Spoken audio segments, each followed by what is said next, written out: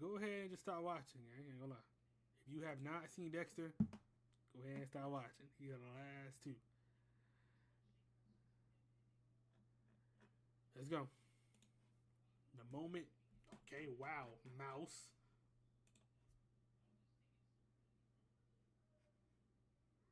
The moment Dexter Morgan became evil. Watch the creation of a monster. How Dexter Morgan's upbringing and trauma shaped a man who kills for a hobby and calls it justice. We saw him try to navigate the world with this illness, keeping up appearances at work, wearing a mask for everyone, even his own family. And for a while, it worked. But carrying a weight like that can only last for so long. And in this episode, we begin to understand why. This is part 2 of the dark psychology of Dexter Morgan.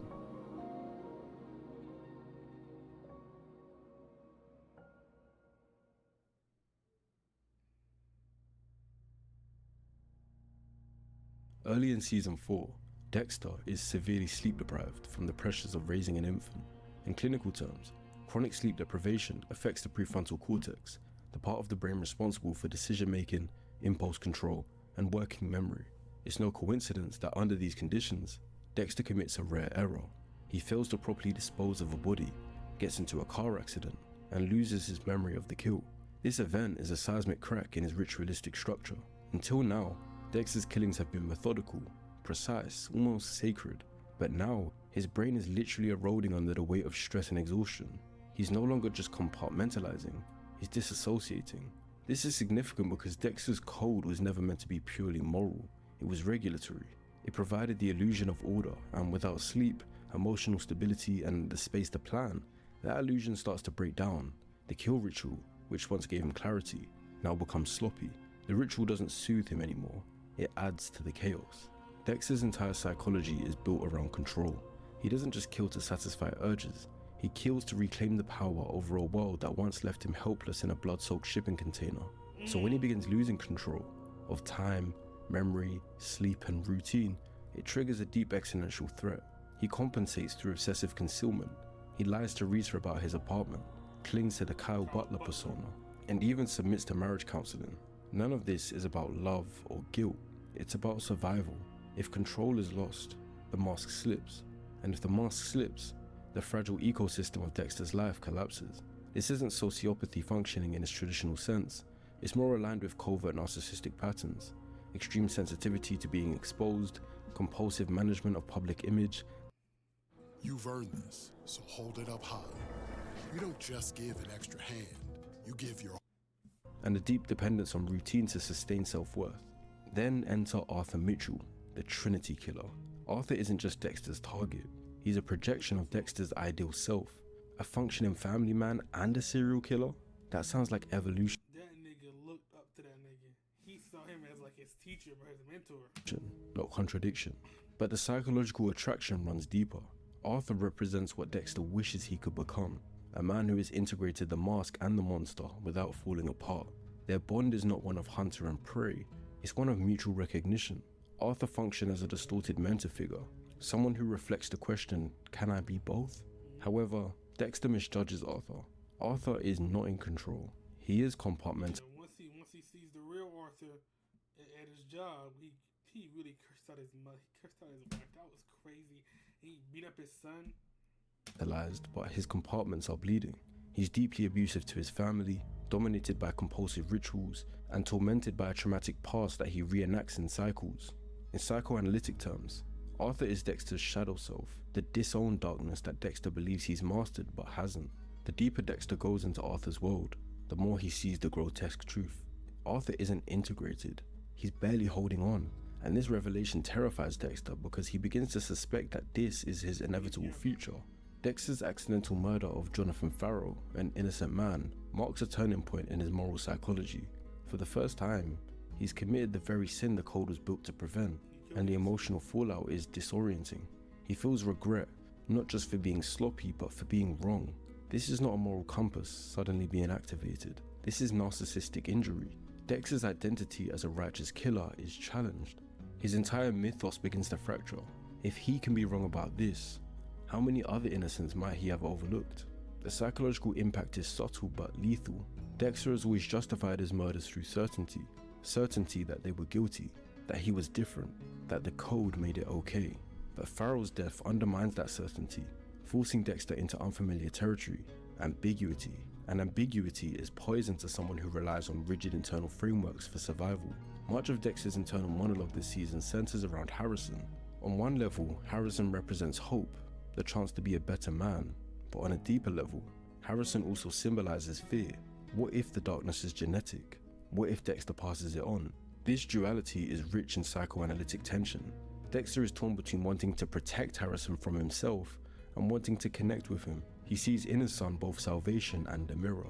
And this ambiguity puts Dexter in a state of internal conflict that worsens his impulsivity. Which is really good writing. Like that was really good because it's just his where you see Dexter with his son. He's been a good father. Then it was scenes where you can see Harrison doing little kid things, and Dexter sees it as his darkness. So then he starts this stuff a little bit. So yeah, that was good writing. And disorientation. The idea of raising a child when you believe yourself to be a monster creates a powerful form of imposter syndrome. Not in the professional sense, obviously, but in the moral sense. Dexter doesn't just feel like a fake, he feels like a contaminant. Turn on me again. Not it. As Lundy returns and Deborah is shot, mortality re-enters Dexter's mental landscape. He's always flirted with danger but maintained the illusion of invincibility through the code. Now, for the first time in years, he feels vulnerable, not just to exposure but to loss. He begins to reflect more seriously on what his life means, not in a spiritual sense but in a psychological legacy sense. If he dies, what does he leave behind? A son? A box of blood slides? A wake of rationalized murders? This existential fear fuels his deepening obsession with Arthur, because if Arthur can juggle family and darkness, maybe there is still hope. But if Arthur is revealed to be broken beyond repair, then Dexter is on a sinking ship with no lifeboat. The code, the mask, the routine, they were scaffolding, temporary supports. But now, with the added weight of family, fatigue, guilt, and obsession, those supports are cracking. Dexter has always viewed himself as separate from the world, an observer in the skin of a man. But in trying to live within the world, he's discovering that the skin doesn't fit. And the worst part, he has no idea how to take it off without losing everything. And you know what's terrifying about Dexter? He hides his darkness so well, the people closest to him don't even realize who he really is. But in real life, it's kind of the opposite. Most people have no idea how much of their This nigga making these videos? But in real life, Is light-skinned nigga making these videos? Is he adding me right now? bar today's adding me password right now. is it was not answering. W ad though, you deserve it. You deserve the ad. W ad. W ad.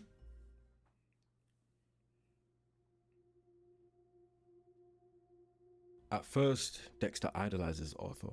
Here's a man who's been killing for 30 years without getting caught, who leads a church, builds homes for the poor, and sits down to dinner with a seemingly happy family. Dexter believes that Arthur has mastered what he himself is struggling to juggle, a normal life and a dark one. But that belief begins to unravel. The deeper Dexter gets, the more he sees the cracks. Arthur is not a master of balance. He's an emotional tyrant, one who uses fear and abuse to prop up the image of stability. His wife is terrified of him. His son is broken. His daughter is desperate to escape. Psychologically, this begins the disillusionment of Dexter's false hope. Maybe I can have it all. Maybe I can be a father, a husband, and still be a killer. But Arthur shows him that the mask will eventually slip, and when it does, others pay the price. Dexter's entire ritual is about control. The code of Harry, the plastic sheeting, the blood slides. He murders with surgical precision and moral rules, albeit twisted ones. Arthur, by contrast, is chaos underneath order. His kill pattern is symbolic. 3 deaths that represent his own trauma. The sister in the bathtub, the mother by suicide, the father by blunt force trauma. But we learn that before this cycle even begins, there's a 4th victim, a 10-year-old boy abducted and killed, the stand-in for Arthur's own inner child. This revelation devastates Dexter, not just because it's an escalation, because it reframes Arthur's entire system as regression. He's not in control of his darkness, he's reliving it, over and over again. He's just a traumatized boy playing out his own origin story through murder. For Dexter, this triggers a profound realization. Am I doing the same thing? His ritual isn't healing, it's performance. His code isn't growth, it's containment. and the demon he thought he was mastering might have been mastering him all along. As the season progresses, Dexter's life spins out of control. He's lying more, making mistakes, falling asleep at crime scenes, getting into a hit and run and ending up in jail. These aren't random plot points. They're symptomatic of psychological fragmentation. He's overwhelmed by the collapsing walls of his two lives, trying to manage fatherhood, murder, and deception, and he's failing. Psychologically speaking, we're seeing signs of a lot of things. There's cognitive overload. Dexter is so overwhelmed that his executive functioning is breaking down. There's impaired impulsive control. He lashes out during questioning and he gets arrested. And there's his ego depletion. The constant self-regulation, like pretending to be normal, being a dad, lying to everyone, which exhausts his mental bandwidth, leaving less and less capacity for rational decision making. And that's the tragedy. Just when he's close to killing Trinity, the situation slips from his grasp again and again. When Arthur walks into Miami Metro and greets him with, "Hello." For crisp refreshment that keeps life bubbling. Hello, Topo Chico Hard Seltzer. Dexter Morgan. Metro and greets him with, "Hello." Dexter Morgan. It's not just a threat, it's a psychological death sentence. Dexter's deepest fear is not being killed, it's being seen. For years he's kept his mask separate, but Arthur rips the veil down and exposes the hollowness of Dexter's constructed identity. The crazy part about it is he could have killed that nigga like 3 times. He could have killed him when he was about to kill himself and he saved him. Then outside when they were shooting a deer, he could have killed him. And I think it was another time too. But he was trying to play mentor. He was trying to play he was trying to see him as his mentor. Which makes sense for the story. I'm not saying this makes sense, I'm just saying. He killed a nigga about 3 times.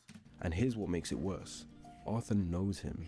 They share the same compulsion, but Arthur sees Dexter as a hypocrite, someone who hides behind moral codes and a family image just like he does. But when Dexter finally kills Arthur, it doesn't feel like justice.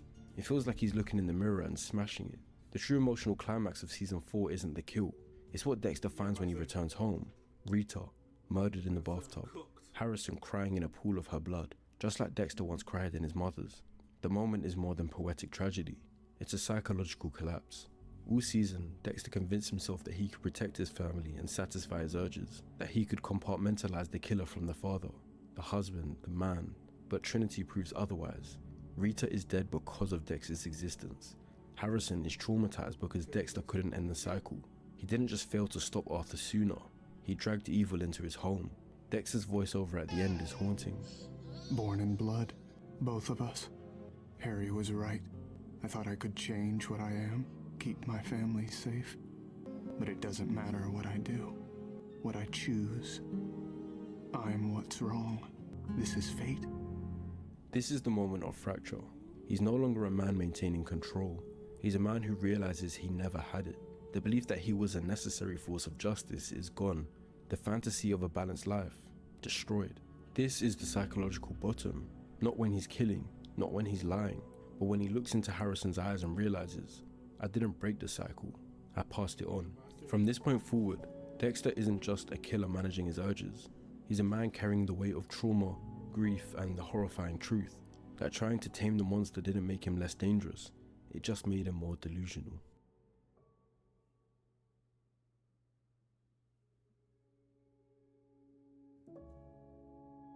In the aftermath, we don't see Dexter behaving like a man bound by a moral framework. Instead, we see repressed rage, misplaced guilt, and unregulated emotion boiling to the surface. That's why that nigga Brian came near. He went to that gas station and he had sex with that girl and he beat somebody. He was that. When he kills a man at a gas station in a spontaneous fit of rage, it's not righteous, it's reactive. For the first time in years, Dexter kills not by code but by impulse. It's okay, son. To show what you're feeling.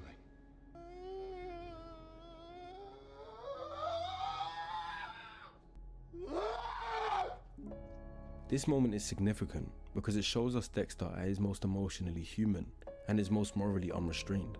Clinically, this points to dysregulated stress response. Dexter is no longer killing to maintain balance. He's killing to survive emotionally. The murder becomes a release valve for a system that can no longer hold the pressure. Throughout these episodes, Dexter exhibits classical symptoms of traumatic grief, numbness toward his own life, avoidance of responsibility as he starts abandoning Harrison, displacement of guilt onto Quinn, Liddy, and Jordan Chase, and his fragmentation of identity. Dexter the father, Dexter the killer, Dexter the partner. Instead of seeking emotional support, he distances himself from everyone, a common trait in individuals with avoidant attachment styles. But rather than staying alone, something unexpected happens. Lumen enters the story. If you had something horrible happen to you, could you just forget about it and move on? I would want to. What if you couldn't? If you really want to help me get past this, help me find those guys and kill them. Lumen is not just a survivor. She's a mirror of Dexter's own origin. Someone brutalized by others. Someone whose trauma has birthed a dark passenger of her own. The reason they bond is not just shared violence, but shared isolation. Dexter doesn't save her out of empathy. He saves her because, like him, she's been shaped by trauma and has no one else who can understand it. Their relationship evolves rapidly into a trauma-bonded symbiosis. Dexter teaches her how to kill, not in cold blood, but as ritualized control. Lumen becomes another person to witness the full truth and not reject him. The code becomes mutual, two wounded psyches justifying violence together. For the first time, Dexter shares his ritual. The tools, the process, the blood slide. There's no secrecy, no shame. It's the closest he's ever come to intimacy, but it's dangerous intimacy. One that's built not on mutual growth, but mutual damage. This is not healing. It's co-regulated pain dressed up as justice. Lumen's arc introduces a crucial psychological shift in Dexter. He begins to kill as a form of emotional caretaking. With Boyd Fowler and Cole Harmon, Dexter isn't just neutralizing threats, he's enabling Lumen's recovery. He frames these kills not as duty, but as emotional necessity. This transition has two critical consequences. Number one, moral inflation. Dexter now sees himself as a necessary force for good. He's not just obeying a code, he's writing his own. Number two, emotional rationalization. He kills not because of instinct, but because it helps someone. This is where justification gets dangerously fluid. As I mentioned in part 1, this is the continuation of that moral erosion, where empathy and ego begin to blur. He's not just killing for himself, he's killing for someone else's healing, and that makes it far harder to question whether it's wrong. What makes season 5 different is that we see Dexter in an emotionally vulnerable position, yet more adaptive than ever before. He's raising Harrison, navigating Lumen's trauma, and even making space for Asta's rebellion. But this raises a deeper question. Is Dexter actually maturing emotionally, or is he just better at mimicking it? Psychologically, there's evidence for both. He shows guilt when Lumen almost kills the wrong man, indicating conscience. He comforts Asta with appropriate empathy. He doesn't even recognize me. Well, you didn't look like a raccoon last time we saw you. Not as performance, but with sincerity.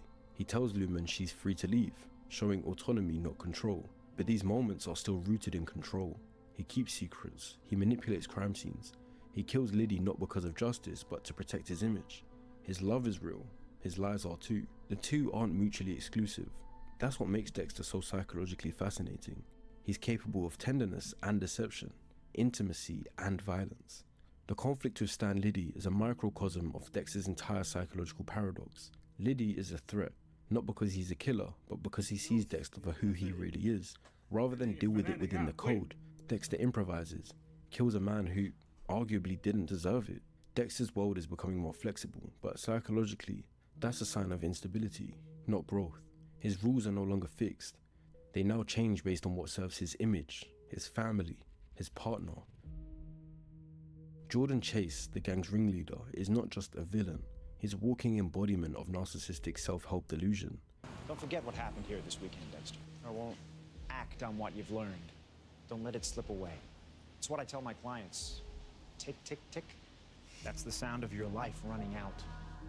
Dexter sees through this. He recognizes in Jordan a darker version of himself, a man who uses language to hide sadism, who preaches liberation while orchestrating suffering. By helping Lumen kill Jordan, Dexter completes his arc of saviorhood. But it's not redemptive. It's symbolic of where he's now most comfortable, being the surgeon of others' pain, the man who kills not to fix himself, but to fix others.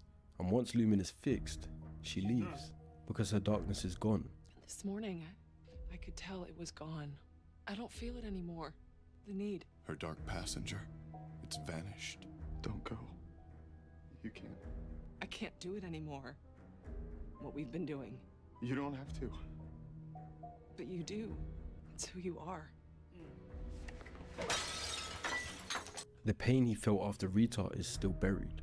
Lumen gave him the illusion of healing, but now even that's gone. Season 5 is often forgotten, but psychologically, it's pivotal.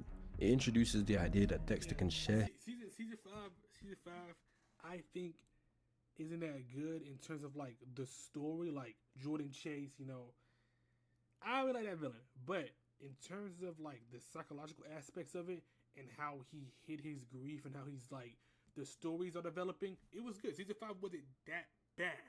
Like it's just a lot of stuff that season 4 peaked at. Like season 4 peaked because the villain was amazing. Season 2 was good. Like it's because the villains, Jordan Chase, like come on, he was really a threat for real.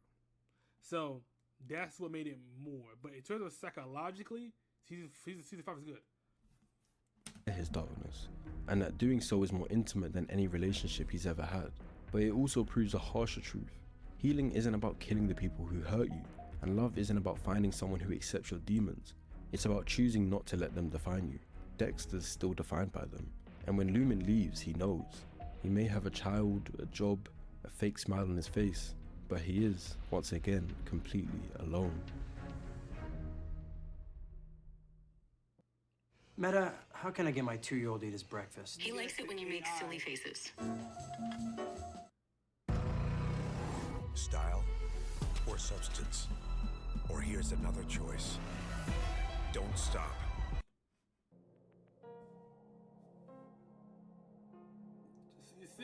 He enrolls Harrison in a Catholic preschool. He questions his own upbringing and becomes fascinated by Brother Sam, a former killer turned man of God.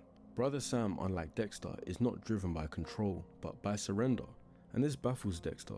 It challenges his internal structure. From a clinical lens, this is what's known as cognitive dissonance, which I mentioned in previous videos. When our internal framework is confronted with radically different but equally functioning systems, it causes psychological discomfort. Dexter doesn't dismiss Sam, he studies him, because Sam represents something Dexter has never experienced: redemption without punishment. When Sam is murdered though, and his killer mocks his forgiveness, Dexter's dark passenger reasserts itself. He sent me to forgive you. Brother Sam forgives you for gunning him down like a dog. I can't believe this worked out, man. He laughed. That was so nasty. Like, that whole scene was nasty because I messed with Brother Sam. Brother Sam is like, he was a really good character for that little half of the season he had, and he killed the nigga. He started laughing. Like, that was so disrespectful. The decision to kill Nick is driven not by anger but by disillusionment. Dexter had almost believed, and in that moment, the belief dies with Sam. After breaking his promise to Brother Sam, Dexter is not guided by Harry but by Brian Moser, his long dead brother. Psychologically, this shift from Harry to Brian is not just symbolic, it's diagnostic. Hallucinating Harry was a way for Dexter to externalize his conscience, but hallucinating Brian, a known sociopath and killer, signals a deeper fracture in identity. He's no longer wrestling with morality, he's now rationalizing psychopathy. In clinical terms, this is a regression into dissociative fantasy. Dexter is creating internal personas, Harry and Brian, to mediate his actions. It's a form of moral displacement. He's not making decisions, they are. It allows Dexter to kill without guilt, because the conflict is outsourced to hallucinated advisors. In Nebraska, Dexter begins to seriously consider abandoning the code again, contemplating the execution of Jonah Mitchell, Arthur's son. But when Jonah begs to die and confesses his guilt, Dexter sees genuine remorse, and instead of killing him, he forgives him, the very forgiveness he couldn't offer to Nick. Kill me! You want me to kill you? What are you waiting for? Kill me for what I did. You brought me here to provoke a fight, hoping I would kill you. Death by Dexter. Fantastic idea. Kill him. He's not a monster. Don't you want to see the light in his eyes go out? No. This is a crucial moment. It's not redemption, but it's recognition. Dexter sees the humanity in Jonah, and perhaps for a flicker of a second, his own. Clinically, this is a marker of situational empathy, a temporary access point to genuine emotion, brought on not by moral principles, but by mirrored suffering. But it's fleeting. Travis Marshall, the antagonist of the season, is not just a religious killer. He's the embodiment of what happens when delusion is mistaken for purpose. He believes he's being led by Professor Geller. In reality, that was a crazy shock when that nigga was dead and he was just seeing him as illusion, like how Dexter was, because that was a crazy reveal. Now you gonna cap. That got me. Geller is dead, and the voice guiding Travis is a hallucinated persona. Sound familiar? Dexter recognizes the pattern. Travis is an unregulated version of himself, a man so lost in his fantasy that he can't distinguish his own thoughts from divine command. From a psychological standpoint, Travis fits the criteria for a dissociative psychotic break with religious delusion, specifically a messianic complex. He believes he's chosen. His violence is justified. The world must end and he's the harbinger. Dexter is fascinated, repelled, and perhaps on some level threatened by the mirror, because Travis is what Dexter could become without the code. Not a controlled predator, but a believer in his own righteousness. When Dexter is captured and nearly killed in the Lake of Fire tableau, he escapes, barely, but the trauma is overshadowed by another fact. Travis escalates. He kidnaps Harrison. This isn't just a plot device. It's a direct psychological trigger, a reenactment of Dexter's own childhood trauma, now transferred onto his son. Travis becomes the new Santos Jimenez. The man who cut Dexter's mother apart now takes the form of a man who nearly kills Harrison, and Dexter responds not with righteousness, but with cold finality. Travis must die. For 6 seasons, Dexter has maintained the illusion of control through one core structure. Secrecy, the code, the ritual, the kill rooms, they all exist behind the mask of Dexter Morgan, blood spatter analyst and brother. But by the end of this season, that mask is shattered. Deborah, now his boss, begins to grow suspicious. Not of murder, but of something else. She starts therapy, she starts reflecting, and she begins to realize she has feelings for Dexter, the man who's always been there for her, the man who's always felt different. Every time the shit hits the fan, I go to him. I've even moved in with him a few times. He's your safe place. Yeah. Oh, I can't even imagine what a fucking mess my life would be without him. You're not biologically related. So? It would be understandable, given the past traumas the two of you have shared, for you to develop complex feelings for him. Is this just horribly wrong? Does it feel wrong? Every man I've ever loved makes sense. Like I've always been looking for someone like Dexter. Or someone who's the opposite of Dexter. As a way to avoid the fact that I'm in love with him. When she walks into the church in the final scene, what she sees is not just a crime. She sees Dexter, the brother she loves, murdering a man without flinching. Oh God. Psychologically, this moment is seismic. For Deborah, it's the beginning of cognitive collapse, her own reality fracturing. For Dexter, You thought she was the perfect nigga. It's you saw that. She know what that. She know that. it's the end of compartmentalization. The secret is no longer protected. There's no more mask. It's not just shock, it's genuine fear, not of being caught, but of being seen. Dexter's life has been carefully constructed to avoid this very outcome. But now, the person he loves most knows the truth.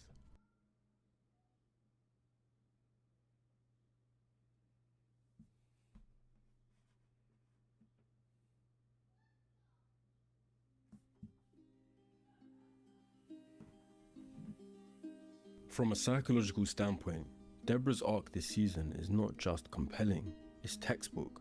She begins with acute stress disorder upon witnessing Dexter's murder of Travis Marshall, which then evolves into moral injury, and finally into codependency with a high-functioning psychopath. Initially, Deborah tries to normalize it. She tells herself it was a snap moment, but when she finds the slides and the tools, she's confronted with the horrifying realization. This isn't rage, it's ritual, it's design. Her decision not to turn Dexter in reflects an inner fracture. Clinically, this is called cognitive splitting, a defense mechanism in which she begins to separate Dexter the brother from Dexter the killer, creating moral duality where both realities can coexist for a while. But as Dexter continues to kill, notably Speltzer, whose brutality nearly claims Deborah herself, we witness her ethical line move. Her disgust gives way to relief. That smoke. It's Speltzer. Did you do this for me? No. How do you feel? Glad. What does that make me? Human. This moment is pivotal. It marks the birth of situational justification, the cognitive remapping of ethics in response to real-world threat. From this point, Deborah isn't just tolerating Dexter's actions, she's quietly depending on them. And once a person begins to justify a serial killer's existence for their own safety or peace, the pathology is no longer isolated, it's shared. Isaac represents a powerful psychological contrast to Dexter, not as an opposite, but as a parallel. He's cold, meticulous, and capable of murder without remorse, but Isaac is also emotionally anchored. Dexter initially views Isaac as another predator to eliminate, but as the season progresses, he sees in Isaac something terrifying, emotional depth. Isaac loved Victor, not possessively, not obsessively, but as someone who gave his life meaning. You took from me the one thing that money and power can't bring back. I can see that Victor meant a great deal to you, but he was a killer and he got what he deserved. I was like you. So detached. Until Victor. Was it worth it? Your feelings for him cost you everything. God, yes. Being with him, I never had to hide. Finally. Alive. There's hope for you yet. This forces Dexter to reflect on his bond with Hannah, and more disturbingly, his own emotional capacity. For years, he's told himself he's literally incapable of love. Isaac's confession cracks that illusion. Clinically, this moment is key. Dexter begins to experience what we call emotional emergence, the surfacing of genuine, effective responses in someone who previously relied on behavioral mimicry. Dexter isn't pretending anymore, he's feeling. And that's a dangerous evolution for a killer who's used to operating under the illusion of disconnection. Hannah is not Dexter's soulmate, she's his reflection. Her emotional coolness, capacity for rationalized murder, and disdain for legal justice makes her a fascinating psychological twin.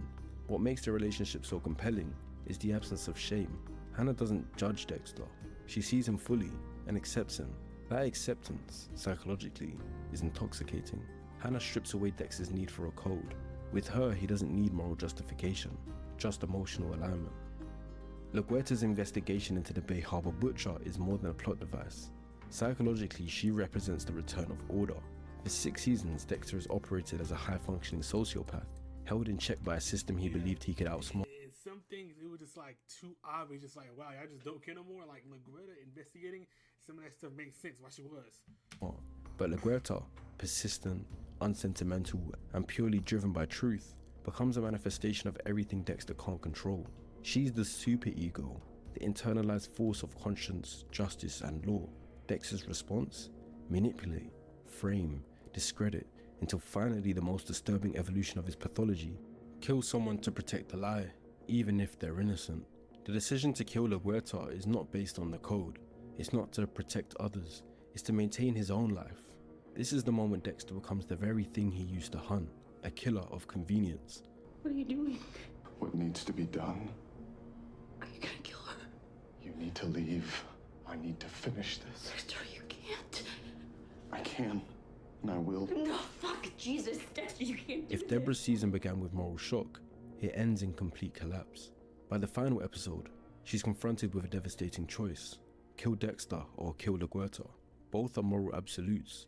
Both feel unthinkable. But Deborah chooses Dexter. Put him down! Do what you gotta do.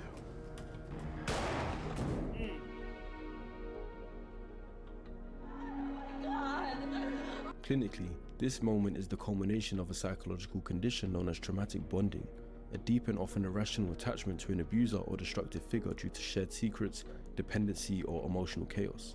This isn't just Deborah protecting her brother, it's Deborah choosing to internalize the trauma rather than disrupt the bond.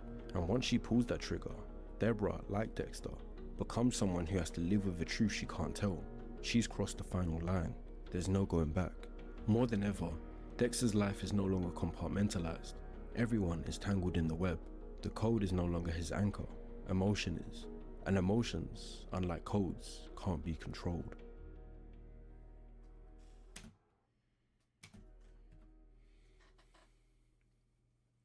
In part 3, we'll explore the final stretch. Whoa. It's the last video we're gonna watch. Great video. It's time for the last parts. The tragic downfall of Dexter Morgan. There's something haunting about a man who knows he's broken and still dares to believe he can be fixed. I was running. Running from death. From all the killing. Dukes, LaGuerta, Rita, me, everyone. For years, Dexter Morgan lived behind a mask. A devoted father, a blood spatter analyst, a man in control. But behind the calm smile was something darker, something ancient, something hungry. When the world finally closed in, he disappeared, faking his death. abandoning his son and vanishing into exile, a ghost with a new name, a new town, a second chance. But monsters don't die just because you bury them. They wait, they whisper, they claw their way back up. Are you Dexter Morgan? Sorry, I'm not the guy you're looking for. License and registration. Not that one.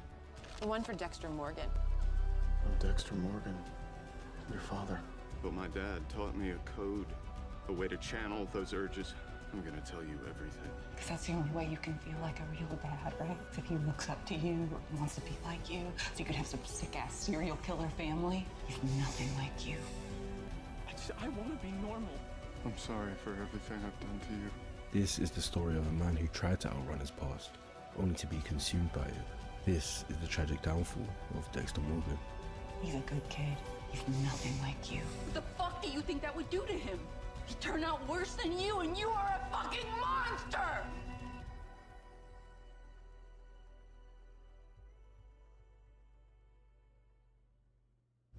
Play for the Michelob Ultra?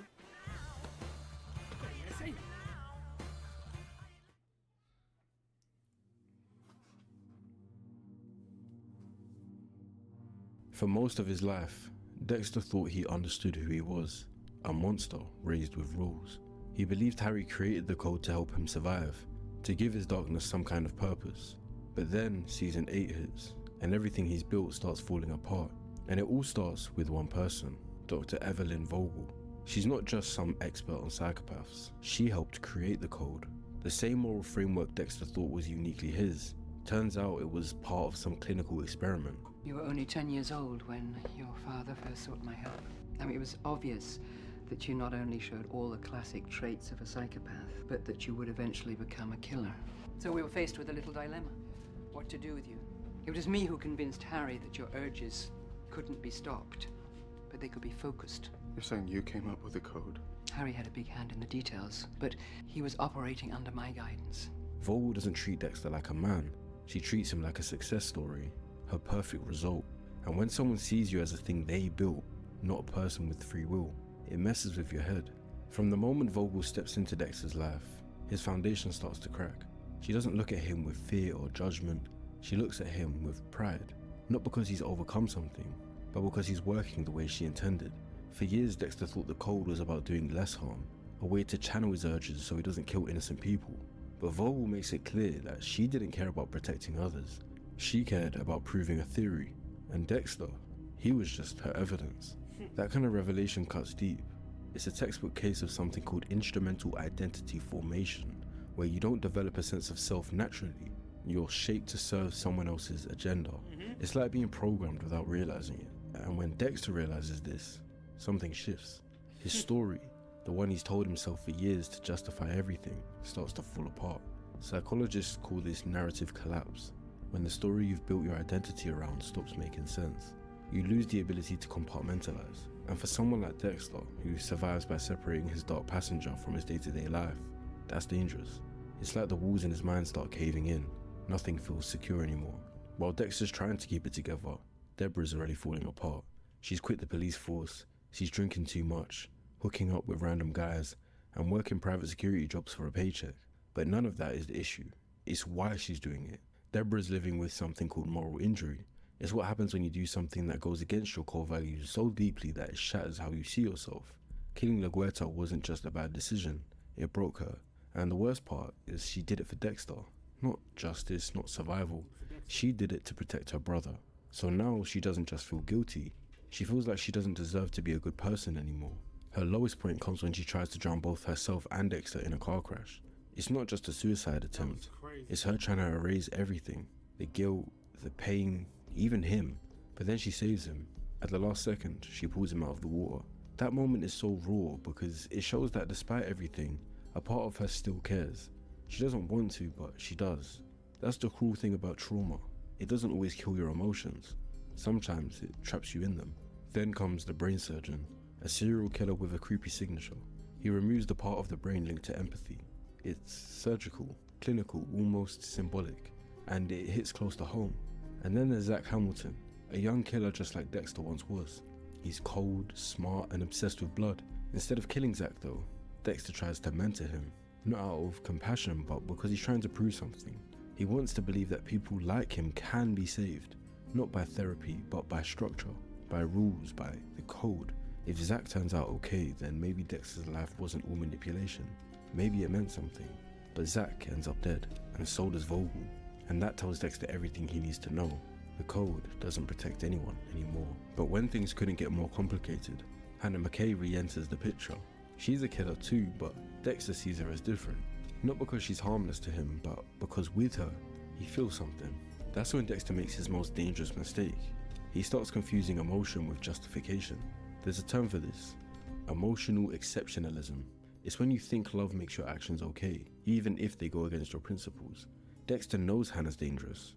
He knows she tried to kill Deborah, but he convinces himself that his feelings make it okay. Me, you, and Harrison. We're gonna move to Argentina.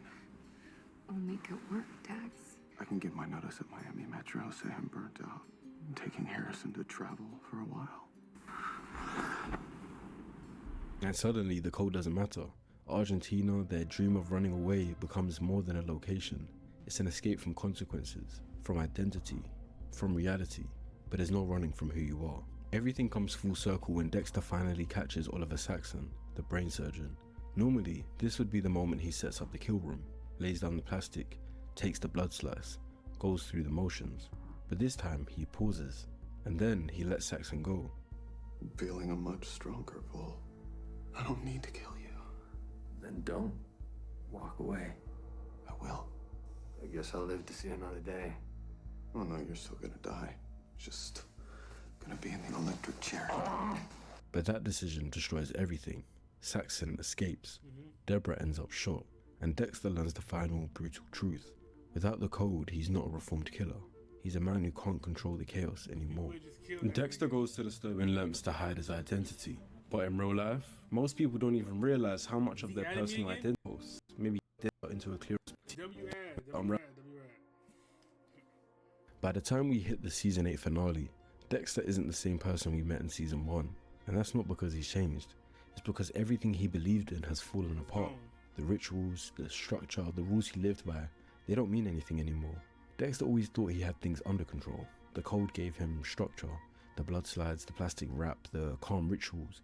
It all made him feel like he was operating by choice, not impulse.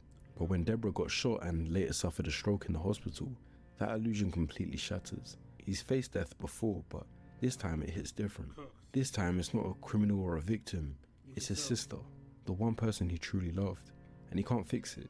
He can't do anything. All that intelligence, planning and control, it couldn't stop this. In psychology, there's actually a weird term for this mental collapse. It's called magical thinking. Yes, that's a real definition. It's when someone believes their routines, rules or mindset can somehow shape or control reality. Dexter lived in that mindset for years, but when Deborah ends up on life support, he finally sees the truth. He never had control, he just liked to believe he did. Now, here's where things get really raw. For so long, Dexter told us he couldn't feel real emotions, that he didn't experience guilt, love or grief the way normal people do. But when he sits by Deborah's hospital bed, something's different. He's not angry, he's not plotting revenge, he just looks empty. What he's going through is something called anhedonia, a state where nothing brings joy, not even the things that used to matter. It's a type of grief that doesn't always show through tears or screaming. Sometimes it's just silence, stillness, numbness. Without her, the entire point of trying to be better just disappears. And that's when he really starts to believe it. Everything I touch dies. It's not self-pity, it's self-awareness. Maybe for the first time ever. When Dexter finally gets his hands on Oliver Saxon, the man responsible for Deborah's death, we expect the usual process. A kill room, the plastic, a speech, but that's all gone. Instead, he just takes a pen and stabs Saxon in the neck. No ceremony, no reflection, just a quick, calculated execution. He calls it self-defense, and yeah, maybe legally it is, but psychologically it's something darker. He's not following the code, he's not making a statement. This is displaced rage, redirecting all of his grief and guilt into a single violent act. And here's what makes it worse. Dexter doesn't feel anything. No closure, no relief, just nothing. That's called flattening of effect, a complete shutdown of emotional response. He's operating on autopilot. There's no goal anymore, just consequences. Dexter doesn't end up heading to Argentina. He doesn't try to start afresh with Hannah and Harrison. He takes his boat right into a hurricane. That's not coincidence, that's actually symbolism. This is psychological suicide, not just a physical escape, but a mental and emotional one. He's given up. He knows he's done too much damage to ever live a normal life. He can't be a partner, he can't be a father, he can't be a brother. But here's the twist, he doesn't die, because death would be too easy. Instead of dying, Dexter disappears. The last scene shows him living alone, somewhere cold and grey, working as a logger under a fake name. No kills, no family, no purpose, just isolation. He's not hiding, he's punishing himself. This is what psychologists call self-imposed purgatory. When someone believes they're beyond redemption, but not ready to die, they create a life so empty it feels like death. There's no ritual anymore, no structure, no joy, just existence. It's the final price of all those years pretending he had control. Now he lives with the truth, and it's crushing. Your guide to taking the perfect shot. First, you need to dress for success and make sure you bring the right.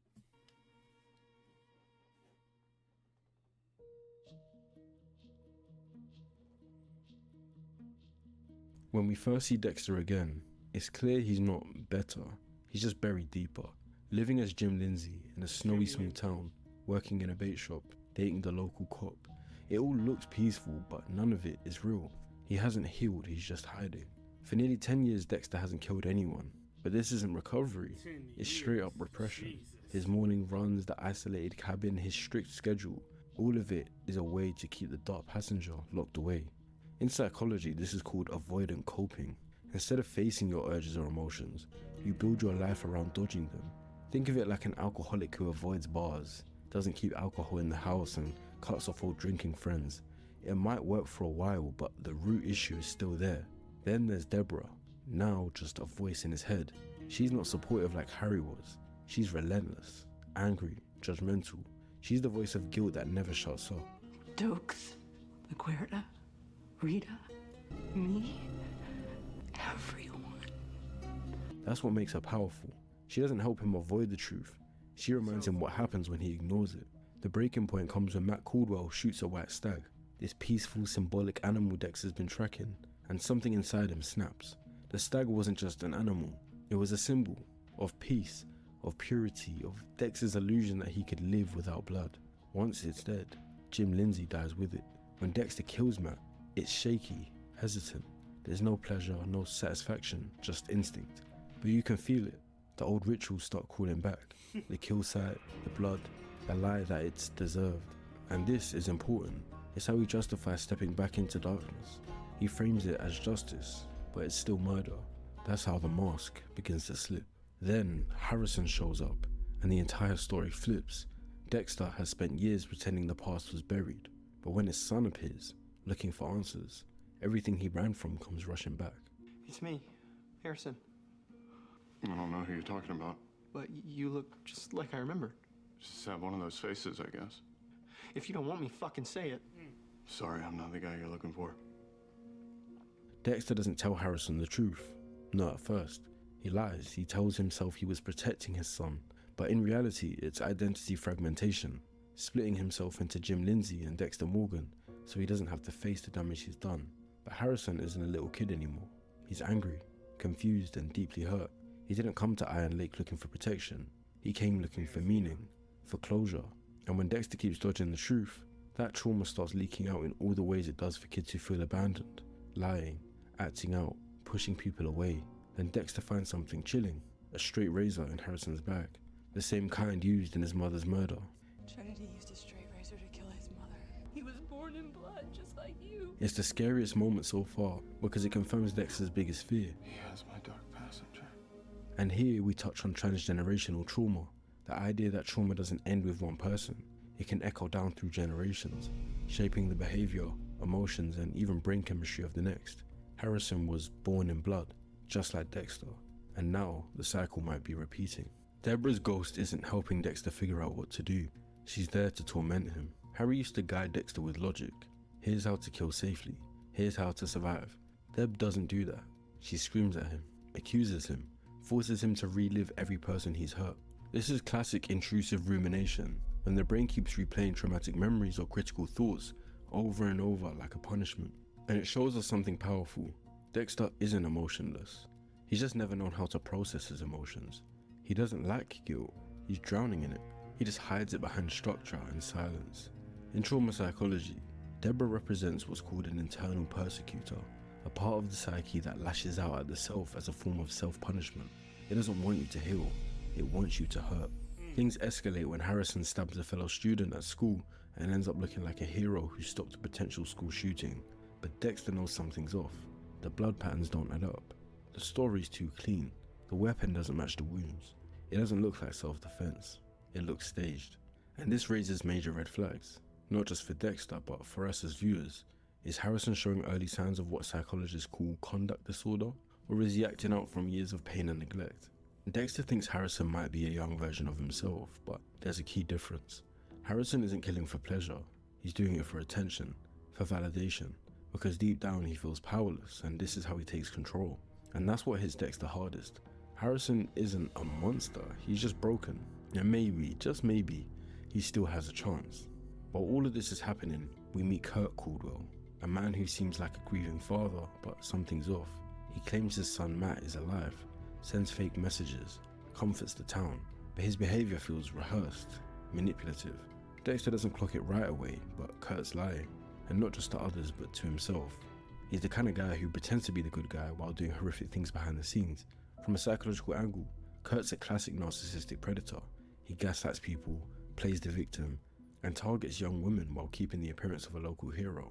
And what makes him dangerous is that he's patient, strategic, and emotionally detached, just like Dexter used to be. So now Dexter's stuck. He has a potential killer living in his town, a son who might be slipping into darkness, and a voice in his head that won't let him forget who he really is. The mask is back, but this time, it's slipping faster than ever.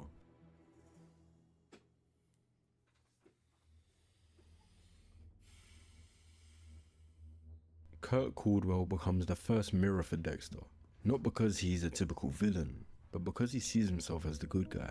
He kills runaway girls, thinking he is saving them. That's what makes him dangerous. Not the violence, but the belief that it's righteous.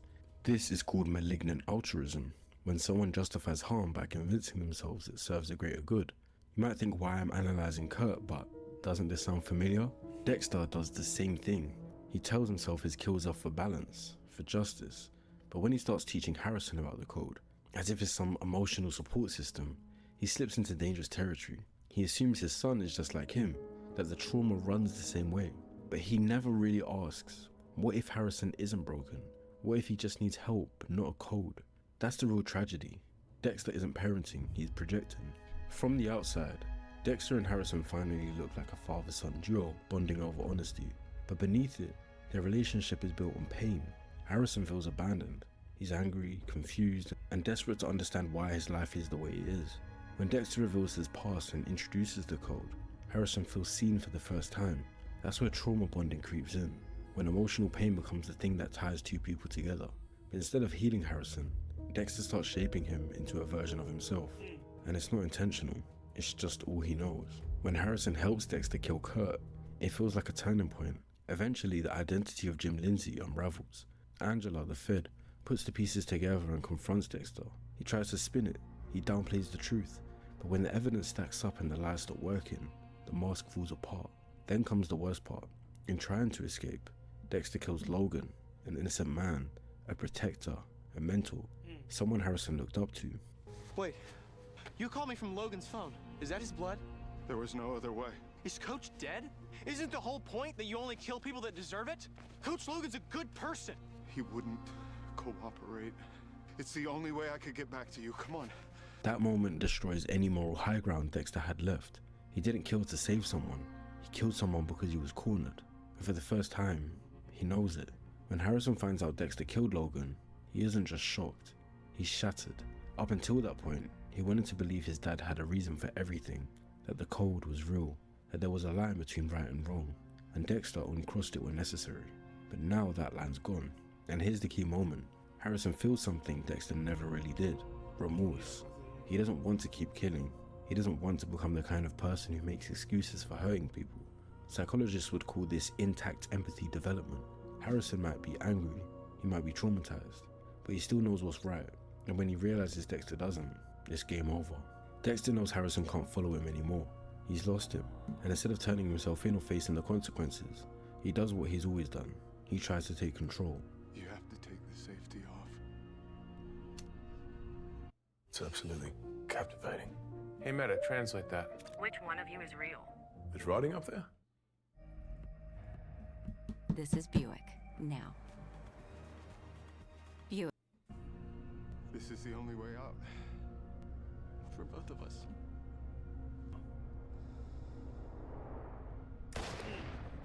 He tells Harrison to kill him. He frames it as redemption, a way to stop the cycle. But it's still a shortcut, a way to end the story on his terms, not the world's. Harrison doesn't shoot him to carry on his legacy. He shoots him to end it. It's not revenge. It's not a power grab. It's a final act of resistance, saying, I won't be like you. Dexter's death isn't dramatic. It's quiet, almost peaceful. But what he leaves behind is complicated. He loved Harrison. That was real. But his love was flawed, possessive, guided by fear, not wisdom. By trying to protect Harrison from darkness, he ended up dragging him deeper into it.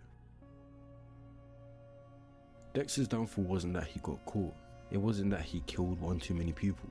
It's that he couldn't imagine a world where he was anything but what he'd always been. He believed control was redemption, that rules could replace healing, that love could survive secrecy. But when he finally faced the truth, that he hurt everyone he tried to protect, he didn't run, he didn't fight, he let go. And in that moment, he gave Harrison what no one ever gave him, the choice to be free. And that wraps up our trilogy of Dexter videos. In my opinion, Dexter isn't the best written show, which makes telling the story hard at times. But one thing that's for sure is that he has one of the most interesting psychologies in TV show history. I do plan on doing like a more personal breakdown, you know, my feelings towards Dexter, my feelings towards the trilogy as a whole, how the process went. So if that interests you, plus a whole lot of other benefits like early access, editing tutorials, my newsletter, then check my Patreon out. It will be linked in the description below. Thank you for making it